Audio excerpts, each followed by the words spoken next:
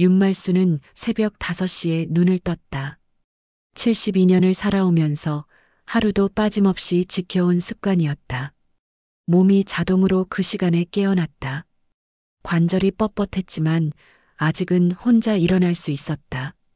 된장을 담그고 시장에서 팔며 홀로 아들을 키워낸 손은 여전히 단단했다. 평생이 그랬다. 남편 윤기철이 40살에 갑작스럽게 세상을 떠난 뒤 30살의 말수는 갓난아기였던 도윤을 업고 살아남아야 했다. 당시만 해도 여자가 홀로 아이를 키운다는 것은 쉬운 일이 아니었다. 주변의 시선도 차갑고 경제적인 어려움은 상상을 초월했다.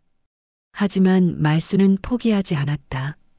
남편이 남긴 적은 유산으로는 몇 달도 버티기 힘들었다. 그래서 택한 것이 된장 장사였다. 시어머니에게 배운 된장 담그는 법을 기억해내며 작은 항아리부터 시작했다. 처음에는 서툴렀다. 간이 싱거워 손님들이 돌아서기도 했고 너무 짜서 남은 된장을 모두 버린 적도 있었다. 하지만 포기하지 않았다. 아들을 위해서라면 무엇이든 할 수 있었다. 몇 년이 지나자 말순의 된장은 시장에서 유명해졌다. 단골 손님들이 생겼고 멀리서도 찾아올 정도가 되었다. 새벽 4시면 일어나 된장을 젓고 6시면 시장으로 나가 저녁 때까지 팔았다. 손이 얼어 터져도 비가 와서 온몸이 젖어도 자리를 지켰다. 아들 도윤이 초등학교에 들어갈 때는 새 가방과 운동화를 사주려고 2달을 굶다시피 했다. 중학교 때는 과외비를 마련하려고 밤늦게까지 김치까지 담가 팔았다. 고등학교 진학할 때는 학비가 걱정되어 밤잠을 설쳤다. 대학에 보낼 때는 등록금을 마련하려고 몸이 2개라도 모자랄 지경이었다.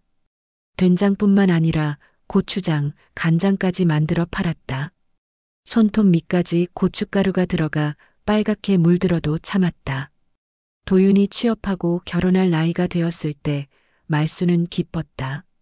드디어 아들이 독립할 수 있겠구나 싶었다. 그런데 아들은 결혼 준비에 돈이 필요하다고 했다. 전세금도 예물값도 예식 비용도 모자란다고 했다. 말수는 평생 모은 적금을 모두 털었다. 2억 원이 넘는 거액이었다. 자신의 노후를 위해 피땀 흘려 모은 돈이었지만 아들을 위해서는 아깝지 않았다. 아들이 행복하게 살 수 있다면 그것으로 충분했다. 엄마 덕분에 신혼살림을 제대로 차릴 수 있어요. 도윤이 고마워하던 모습이 아직도 눈에 선했다. 그때만 해도 말수는 행복했다. 40년의 고생이 보상받는 기분이었다. 결혼 후에도 아들 부부는 종종 손을 벌렸다.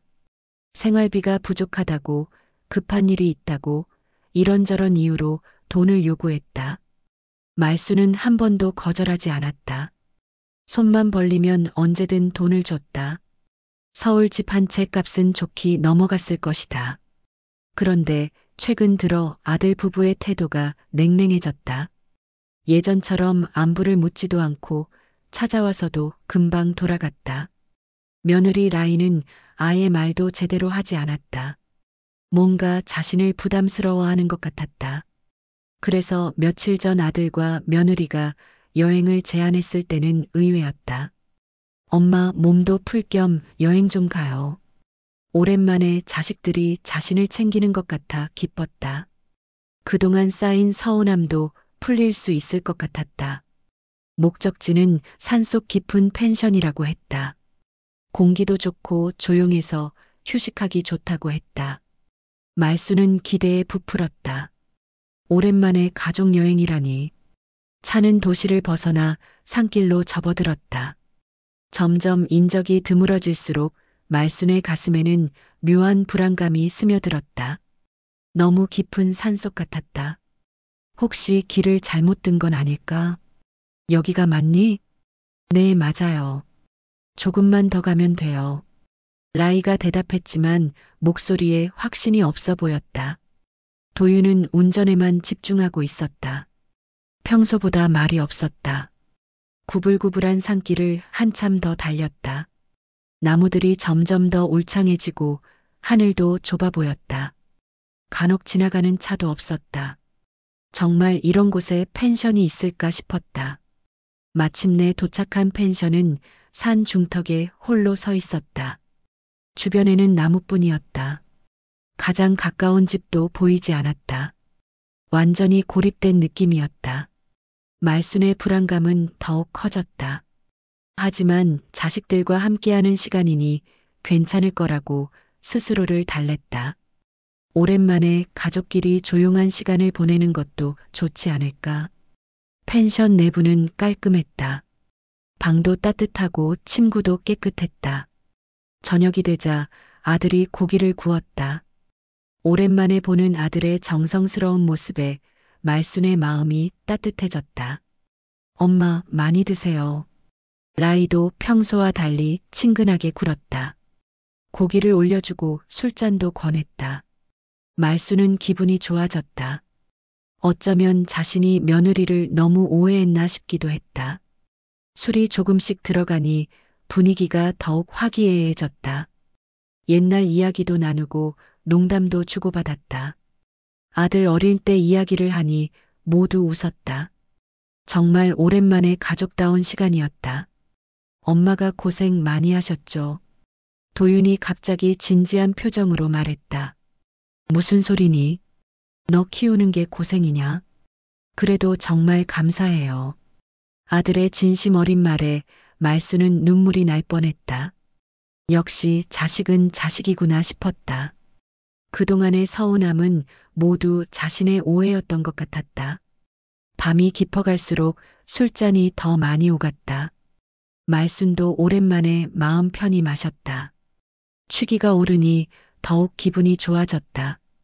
중간에 뭔가 서류 같은 것에 서명을 한 기억이 어렴풋이 있었지만 술 때문에 정확히 기억나지 않았다.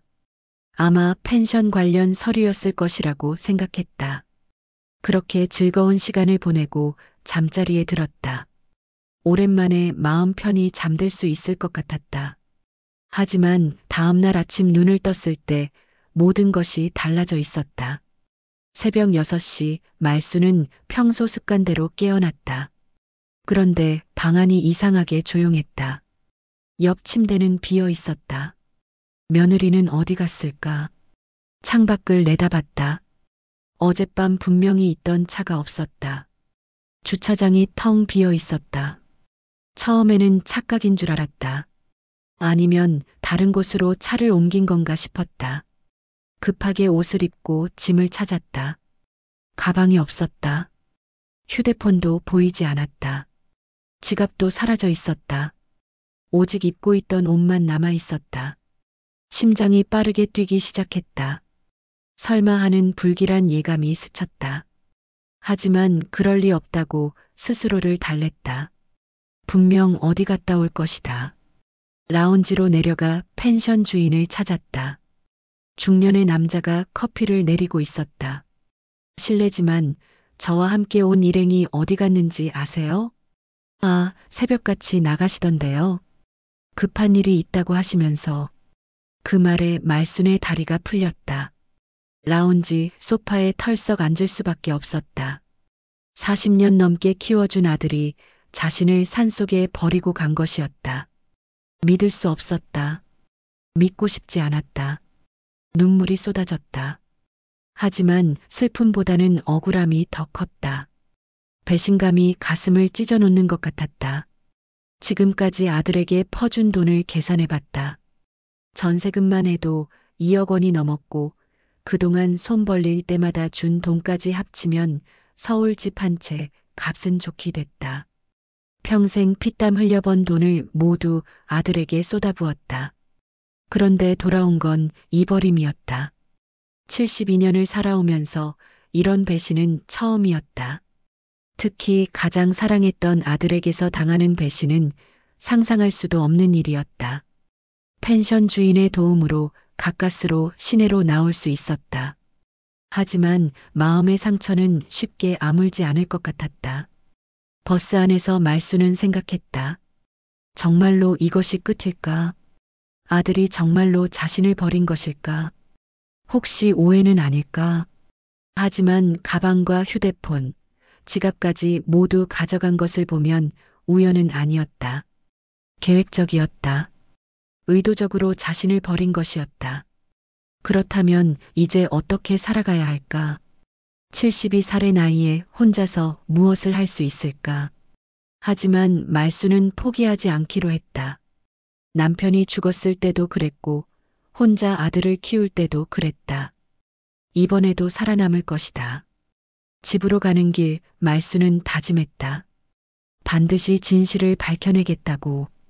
그리고 자신의 존엄을 되찾겠다고. 하지만 현관에서 첫 번째 충격이 기다리고 있었다. 비밀번호가 바뀌어 있었던 것이다. 40년 동안 한 번도 바뀐 적이 없던 번호였다. 손가락이 떨려 몇 번이나 잘못 누를 뻔했다. 그러나 문은 열리지 않았다. 한참을 두드리고 소리쳤다. 발로도 차보고 벨도 눌러봤다. 이웃들의 시선이 느껴졌지만 신경 쓸 겨를이 없었다. 마침내 문이 열렸고 며느리 라이가 나타났다. 언제 오셨어요? 마치 예상하고 있었다는 듯 태연한 목소리였다. 산속에 홀로 남겨진 시어머니를 맞이하는 며느리의 표정이라고는 믿을 수 없을 정도로 냉담했다. 집 안으로 들어서는 순간 말순의 다리가 휘청거렸다. 익숙한 집의 구조가 완전히 바뀌어 있었다. 거실 한쪽에 놓여 있던 자신의 안락의자가 사라져 있었다. 벽에 걸린 가족 사진도 모두 내려져 있었다. 하지만 진짜 충격은 자신의 방에서 기다리고 있었다. 정확히 말하면 자신의 방이었던 곳이었다. 문을 열자 완전히 다른 공간이 펼쳐졌다. 40년 넘게 함께해온 옷장이 사라져 있었다.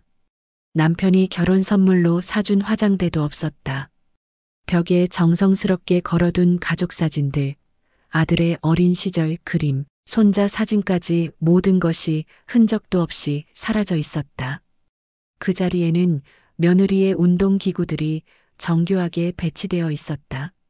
최신형 러닝머신, 각종 아령과 운동 매트, 거울까지 설치되어 마치 전문 피트니스 센터를 옮겨놓은 듯했다. 방 전체가 며느리만을 위한 공간으로 탈바꿈되어 있었다. 어머님 방이 답답해 보여서 바꿔드린 거예요.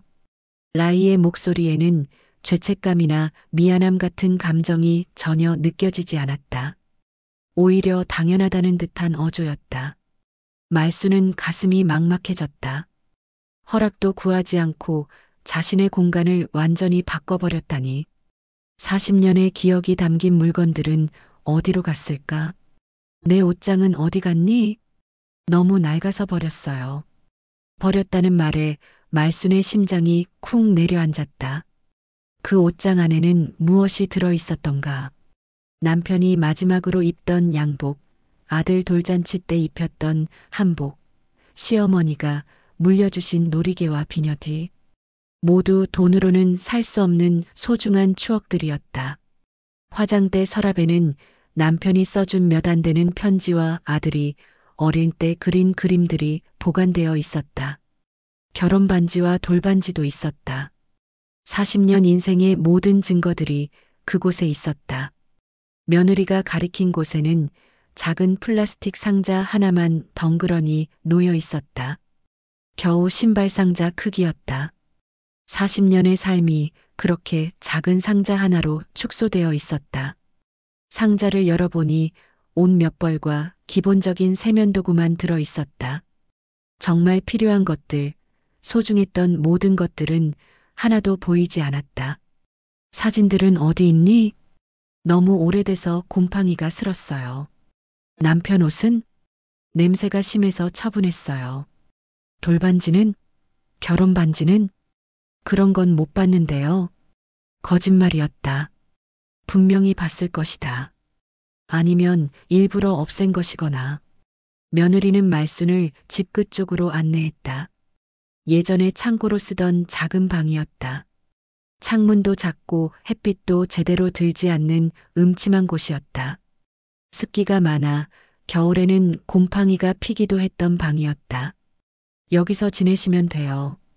침대 하나와 작은 옷장, 그것이 전부였다. 화장대도 없고 의자도 없었다.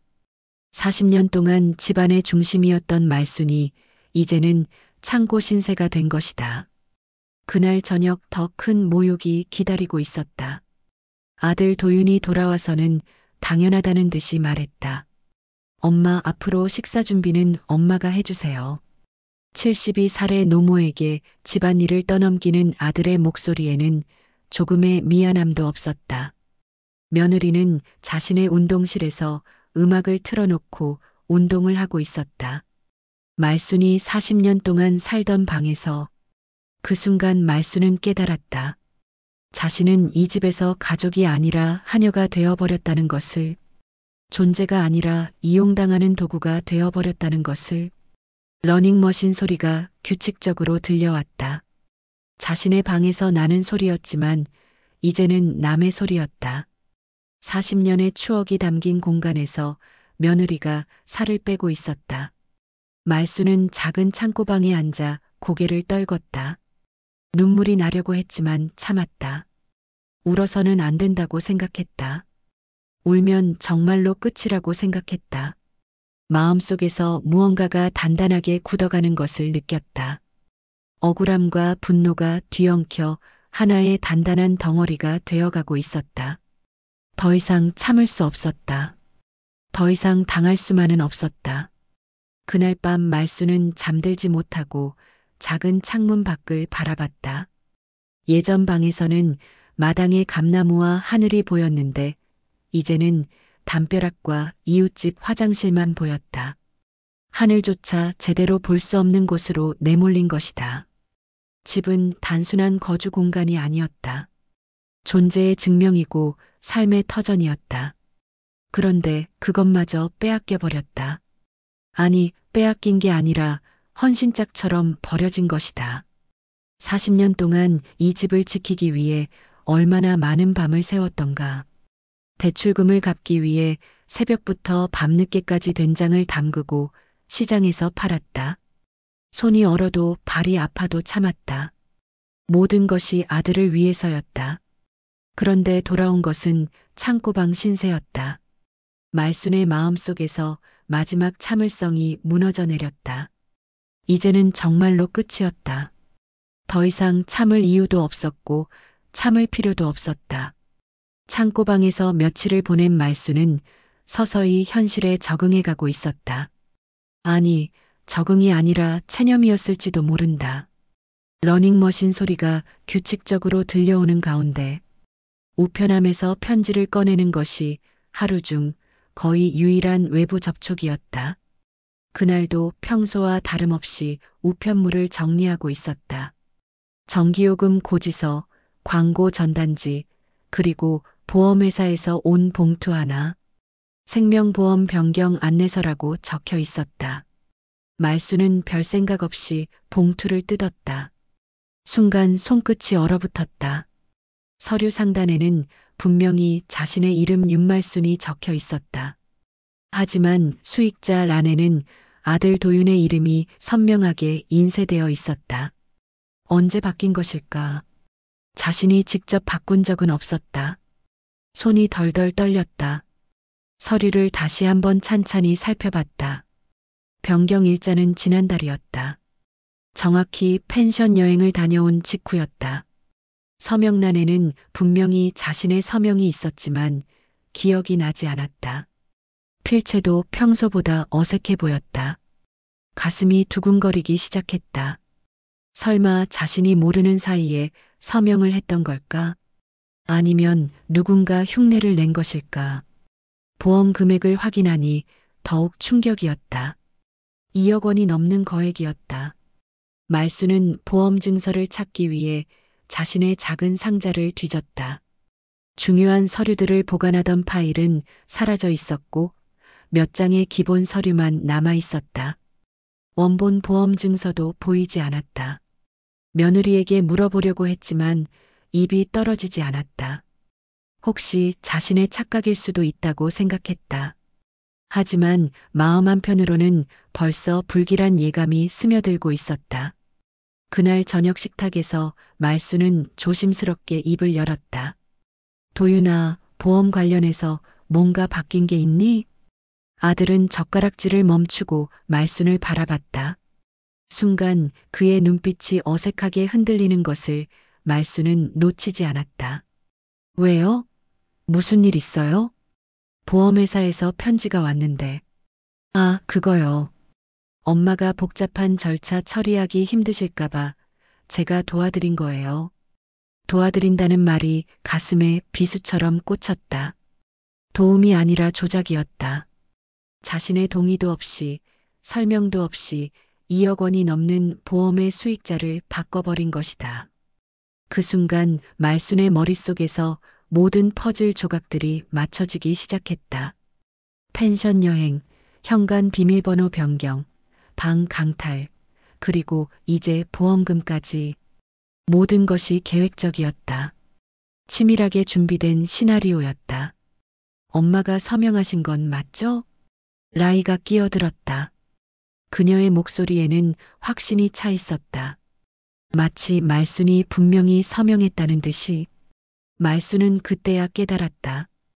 펜션에서 술을 마시며 웃던 그날 밤 뭔가 서류에 서명을 했던 기억이 어렴풋이 떠올랐다. 그때는 단순한 여행 관련 서류인 줄 알았다. 술 기운에 제대로 읽어보지도 못했다. 그때 내가 서명한 게 보험 서류였다고? 목소리가 떨려 나왔다. 분노와 배신감이 뒤엉켜 가슴을 조여왔다. 아들과 며느리는 서로 눈빛을 주고받더니 아무렇지도 않다는 듯 식사를 계속했다. 말순에게는 2억 원이 넘는 거액이었지만 그들에게는 그저 당연한 권리인 것처럼 행동했다. 그날 밤 말순은 잠들지 못했다. 머릿속에서 끔찍한 생각들이 맴돌았다. 살아있을 때는 짐 취급하면서 죽으면 돈은 챙기겠다는 것인가? 자신이 하루라도 빨리 죽기를 바라고 있는 건 아닐까? 보험금 2억 원. 그 돈이면 아들과 며느리는 여유로운 생활을 할 수 있을 것이다. 말순이 평생 모은 돈보다도 훨씬 큰 액수였다. 자신의 목숨이 그들에게는 2억 원짜리 상품이 되어버린 것이다. 더욱 끔찍한 건 이 모든 일이 치밀하게 계획되었다는 사실이었다. 펜션 여행부터 시작해서 보험금 변경까지 모든 것이 연결되어 있었다. 자신을 속이고 이용하고 결국에는 없애려는 계획.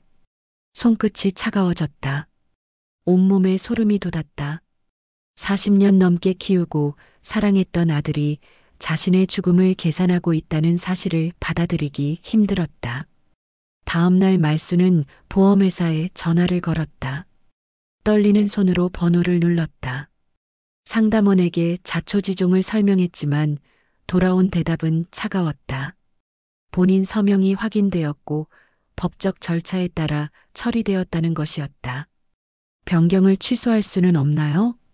서명자 본인이 직접 오셔서 절차를 밟으시면 가능합니다. 말수는 전화를 끊고 주저앉았다. 직접 가서 바꾸려면 아들과 며느리가 알게 될 것이다. 그러면 또 어떤 일이 벌어질지 모를 일이었다. 보험 서류를 다시 들여다봤다. 자신의 서명 옆에는 증인 서명도 있었다. 라이의 서명이었다. 며느리도 공범이었던 것이다. 아니, 주도했을지도 모른다. 그날 저녁 말수는 혼자 작은 방에 앉아 생각에 잠겼다. 자신이 살아온 72년의 세월이 과연 무엇이었을까? 남편을 잃고 홀로 아들을 키우며 모든 것을 희생했던 세월. 그 끝에 기다리고 있던 건 죽음을 기다리는 자식들이었다. 분노와 서러움이 가슴을 막아 숨쉬기도 힘들었다. 눈물이 나려고 했지만 참았다. 울어서는 안 된다고 생각했다. 지금은 울 때가 아니라 생각할 때였다. 2억 원이라는 거액 앞에서 자식들이 변해버렸다. 아니, 원래 그랬던 걸 이제야 알게 된 것일지도 모른다. 평생 자신이 쏟아부은 사랑과 희생은 그들에게 무엇이었을까? 말수는 거울을 보며 자신에게 물었다. 이대로 당하고만 있을 것인가? 죽을 때까지 이용당하다가 결국 보험금까지 내주고 생을 마감할 것인가? 아니다. 절대 그럴 수는 없었다. 그 순간 말순의 마음속에서 마지막 인내심이 무너져 내렸다. 동시에 차가운 결심이 자리를 잡았다. 더 이상 참지 않겠다는, 반격하겠다는 확고한 의지였다. 보험금을 빼앗긴 것도 분했지만 더 분한 건 자신의 목숨을 돈으로 계산한다는 사실이었다. 생명의 존엄성을 짓밟는 행위였다. 말수는 떨리는 손으로 메모지를 꺼냈다. 그리고 또렷한 글씨로 적었다. 나는 아직 살아있다. 그리고 내 생명은 누구의 소유물도 아니다. 보험 서류를 발견한 지 사흘이 지났다. 말수는 작은 창고방에서 하루 종일 그 서류를 들여다보며 지냈다. 2억 원이라는 숫자가 눈에 아른거렸다. 자신의 목숨값이었다. 아니, 자식들이 매긴 자신의 목숨값이었다. 며느리 라인은 평상시와 다름없이 운동실에서 시간을 보냈다. 말순의 예전 방에서 들려오는 러닝머신 소리는 이제 공포로 다가왔다. 자신의 죽음을 기다리며 몸매 관리를 하고 있는 것 같았다. 그날 오전 라이가 외출 준비를 하고 있었다. 화장을 진하게 하고 평소보다 신경 써서 옷을 골랐다. 거실의 컴퓨터 앞에서 무언가를 열심히 타이핑하더니 급하게 나가는 모습이었다. 어디 가니? 말순이 물었지만 라이는 대충 손만 흔들고 현관문을 나섰다. 차 시동 소리가 들리더니 곧 조용해졌다. 말순은 거실로 나왔다. 컴퓨터 화면이 그대로 켜져 있었다. 평소 같았으면 전원을 끄고 지나쳤을 텐데 이상하게 발걸음이 멈춰졌다. 화면 상단에 여러 개의 탭이 열려 있었다. 호기심보다는 불안감이 앞섰다. 혹시 또 무엇인가 숨기고 있는 건 아닐까? 보험 서류처럼 자신이 모르는 일들이 더 있는 건 아닐까? 조심스럽게 화면에 가까이 다가갔다. 브라우저 검색창에 최근 검색 기록이 그대로 남아 있었다. 말수는 자신의 눈을 의심했다. 생명보험 지급 방법, 보험금 신청 절차, 장례 절차 간소화, 화장 비용 비교, 손이 덜덜 떨렸다. 검색 날짜를 확인하니 모두 최근 일주일 안의 것들이었다. 가장 최근 검색어는 어제 날짜였다. 심장이 미친 듯이 뛰기 시작했다. 숨이 막혀왔다. 자신이 아직 살아서 숨쉬고 있는데 벌써 장례 준비를 하고 있었던 것이다. 더 끔찍한 건 검색 기록이 체계적으로 정리되어 있다는 사실이었다. 단순한 호기심이 아니라 실제 계획을 세우고 있었던 것이다. 말수는 떨리는 손으로 마우스를 잡았다. 검색 기록을 하나씩 클릭해봤다. 보험금 지급 절차에 대한 상세한 정보들이 즐겨찾기에 저장되어 있었다. 필요한 서류 목록, 신청 방법, 지급까지 걸리는 시간까지 꼼꼼히 조사해둔 상태였다. 장례식장 정보도 여러 곳이 비교되어 있었다.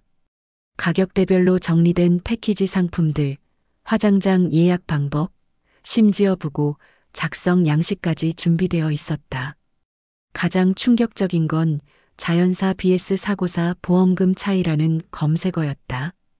클릭해보니 사고로 인한 사망 시 보험금이 2배로 나온다는 내용이 저장되어 있었다. 말순의 온몸에 소름이 돋았다. 설마 사고를 계획하고 있는 건 아닐까? 자연사를 기다리지 않고 직접 사고를 만들어낼 생각은 아닐까? 브라우저 방문 기록을 더 살펴보니 더욱 끔찍한 내용들이 나왔다. 노인 낙상 사고 통계, 계단 사고 예방법이라는 역설적인 검색어들. 예방법을 찾는 것처럼 보이지만 실제로는 어떻게 사고를 만들지 연구하고 있는 것 같았다. 컴퓨터 앞에 주저앉았다. 다리에 힘이 완전히 빠져버렸다. 자신이 키운 아들과 며느리가 자신의 죽음을 이렇게 구체적으로 계획하고 있었다니. 며칠에 걸쳐 단계적으로 정보를 수집한 흔적이 역력했다. 충동적인 생각이 아니라 오래전부터 계획해온 일이었다. 폴더를 하나 더 발견했다. 엄마 관련이라는 이름의 폴더였다. 클릭해보니 말순에 대한 각종 정보들이 정리되어 있었다. 병원 진료 기록, 복용 중인 약물 목록, 평소 생활 패턴까지 세세하게 기록되어 있었다. 심지어 말순이 자주 다니는 길, 평소 외출 시간, 건강상 주의사항까지 모두 파악해둔 상태였다. 마치 범죄를 계획하는 사람이 피해자를 사전 조사하는 것 같았다. 내가 아직 살아있는데 벌써 장례까지 준비했다고? 목소리가 떨려 나왔다. 혼잣말이었지만 집안에 울려 퍼졌다. 메일함도 확인해 봤다. 장례식장, 보험회사와 주고받은 문의 메일들이 수두룩했다. 보험금 지급 조건에 대한 구체적인 질문들, 장례 비용 견적 요청서들, 모든 것이 현실적이고 구체적이었다. 가장 최근 메일은 어제 보낸 것이었다. 보험회사 담당자에게 피보험자 사망 시 즉시 연락 가능한 방법을 문의한 내용이었다. 답장도 와 있었다. 24시간 신고 접수가 가능하다는 친절한 안내였다. 말수는 더 이상 견딜 수 없었다. 컴퓨터 앞에서 일어나려고 했지만 다리가 말을 듣지 않았다. 온몸이 떨렸다. 공포와 분노, 배신감이 뒤엉켜 가슴을 조여왔다. 이제는 단순히 방에서 내쫓고 재산만 빼앗는 게 아니었다. 자신이 죽은 뒤까지, 아니 죽음 자체까지 계산하고 계획하고 있었던 것이다. 40년 넘게 키운 아들이 어머니의 죽음을 기다리고 있었다. 며느리는 시어머니의 장례식을 미리 준비하고 있었다. 2억 원의 보험금을 받기 위해서 말순의 마음속에서 마지막 애정까지 무너져 내렸다.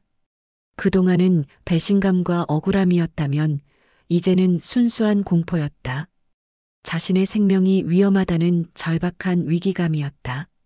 컴퓨터 화면을 다시 한번 살펴봤다. 혹시 놓친 게 있을까 봐서. 그리고 발견했다. 메모장에 저장된 간단한 글 하나를. D-데이 계획 계단 사고 가능성 높음. 겨울철 빙판길 옵션도 고려. 목격자 없는 시간대 중요. 손에 쥔 마우스가 덜덜 떨렸다. D-데이라니. 자신의 죽음을 D-데이라고 표현하다니. 계단 사고를 계획하고 있었던 것이다. 빙판길 사고도 옵션으로 고려하고 있었다. 목격자가 없는 시간대를 중요하게 생각한다는 것은 사고를 가장한 살인을 계획하고 있다는 뜻이었다. 말수는 더 이상 참을 수 없었다. 억울함이 참을 수 없는 분노로 변했다. 동시에 생존 본능이 깨어났다. 당하고만 있을 수는 없었다. 서둘러 핸드폰을 꺼내 화면을 촬영했다. 검색 기록, 메일, 메모장 내용까지 모든 것을 증거로 남겼다. 손이 떨려서 몇 번이나 다시 찍어야 했다. 라이가 언제 돌아올지 몰랐다.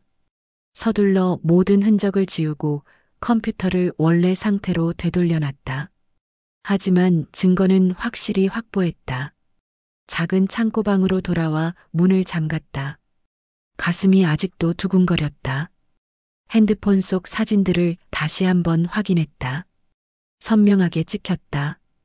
이것만으로도 충분한 증거가 될 것이다. 그날 밤 말수는 한잠도 자지 못했다. 라이가 돌아온 후에도 평상시와 다름없이 행동했지만 내심으로는 경계하고 있었다. 언제 계획을 실행에 옮길지 모르는 상황이었다. 창밖을 보니 겨울이 성큼 다가와 있었다. 며칠 전부터 아침에 서리가 내리기 시작했다. 메모장에서 본 빙판길 옵션이라는 말이 떠올랐다. 곧 그들의 계획이 실행될지도 모른다는 생각에 온몸이 긴장됐다. 컴퓨터 화면에서 발견한 충격적인 진실 이후 말수는 밤새 잠들지 못했다. 전등도 끄지 못한 채 작은 창고방 의자에 앉아 있었다.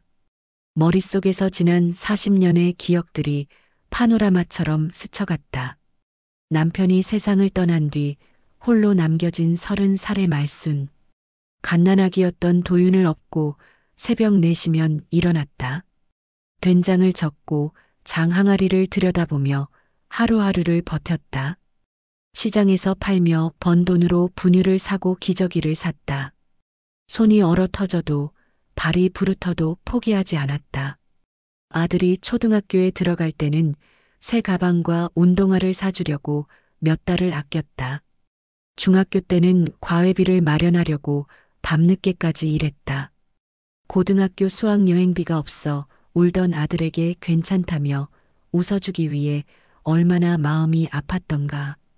결혼할 때는 적금을 모두 털어 전세금을 대줬다. 2억 원이 넘는 돈이었다. 엄마 덕분에 신혼살림을 제대로 차릴 수 있어요 라며 고마워하던 아들의 목소리가 아직도 귀에 생생했다. 그런데 돌아온 건 무엇이었나?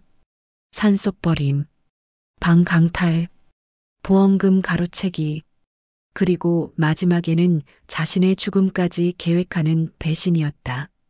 40년의 헌신이 이렇게 보답받는 것이 정당한가? 말수는 거울을 보며 속삭였다. 이제는 내가 나를 지켜야지. 그 순간 72년 인생 중 가장 확고한 결심이 섰다. 더 이상 당하고만 살지는 않겠다는 의지였다. 다음 날 새벽 말수는 조용히 집을 나섰다. 첫 번째 목적지는 은행이었다.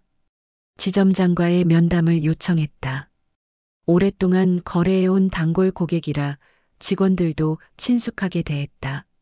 어르신, 무슨 일로 오셨어요? 예금을 다른 은행으로 옮기려고 해요. 담당 직원이 놀란 표정을 지었다. 말순의 계좌에는 상당한 금액이 들어 있었다. 평생 모은 노후 자금이었다. 혹시 불편한 일이 있으셨나요? 저희가 개선해 드릴 수 있는데. 아니에요. 개인적인 사정이에요.